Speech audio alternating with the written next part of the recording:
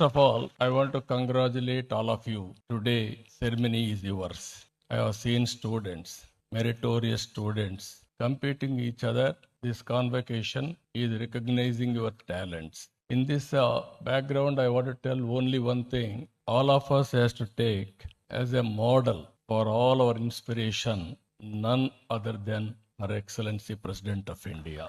She was born as an ordinary woman. Now she has achieved extraordinary excellence. If we can go through her history, one small family, that too tribal family in a remote village, with dedication, with hard work, she rose to the President of India position, first citizen of India position. That is her achievement during our lifetime. He started as a teacher, then assistant professor, then irrigation department one junior assistant, then in Raipur one counselor.